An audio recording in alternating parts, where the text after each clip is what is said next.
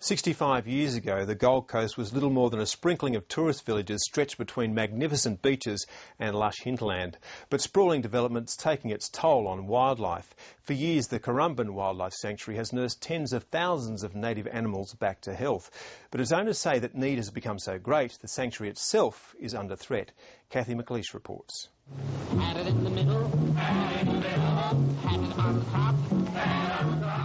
It was the 1940s. The Gold Coast was capitalising on a post-war tourism boom set off by a wave of leave-taking GIs. Surfers' paradise, where a man can wear a swimming costume and carry a briefcase. At around the same time, a Currumbin flower grower began feeding lorikeets in an attempt to save his blooms. Birds and tourists flocked in, and Alex Griffith's homegrown tourist attraction flourished. Everyone that has any history here remembers going there as a child. They go there with their children, and grandparents in turn bring their grandchildren there. In this sanctuary, they've learned to trust the infectious spirit of friendliness around them. In 1976, the Birdman donated the sanctuary and its wildlife hospital to the National Trust of Queensland. OK, how do you bring them in? Making it a not-for-profit organisation. Since then, it's become an international tourist attraction, a major contributor to research and conservation, and boasts one of the largest wildlife hospitals in the world. It's iconic. It's a wonderful property for the people of Queensland and Australia.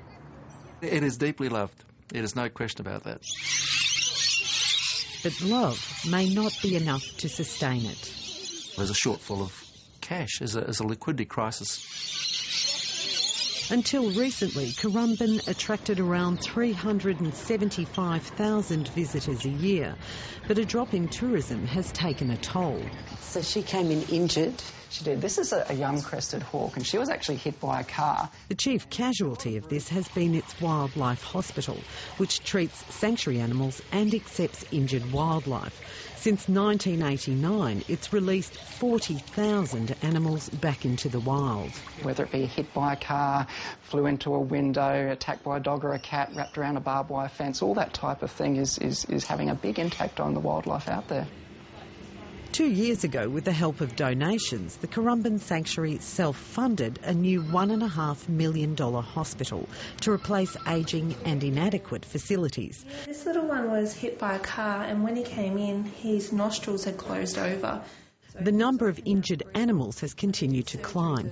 Last year, it treated 6,500 casualties. We get absolutely no funding for those at all. And so this has become a huge, unsustainable drain on the sanctuary's finances, and it's reached a critical point. In a nutshell, what's at stake if help doesn't come? In a nutshell, closure. Closure. There's a growing call for the Queensland Government to help shoulder the cost burden. Yeah, we're getting up to 50 animals a day then. There is no other wildlife hospital in the region. New South Wales, Victoria, South Australia and West Australia all have zoos which are massively funded by their state governments to the tune of millions and millions of dollars a year. In Queensland, that doesn't happen. The needs of the hospital can't rely on a bit of goodwill from the community. They need to have that core funding that they can rely upon.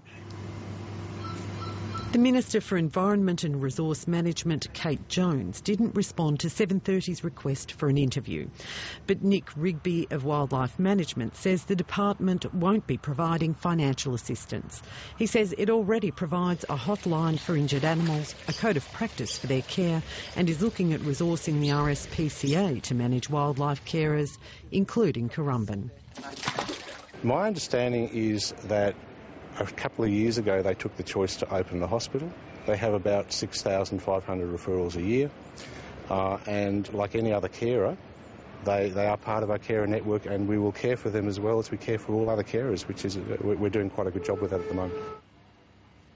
The National Trust of Queensland says it's working on commercial solutions that include sponsorship, property sales and cutbacks. It also wants a new company structure that would appoint an expert board with a commercial approach. The shape of Currumbin Wildlife Sanctuary's future may still be uncertain, but the National Trust says its commitment is not.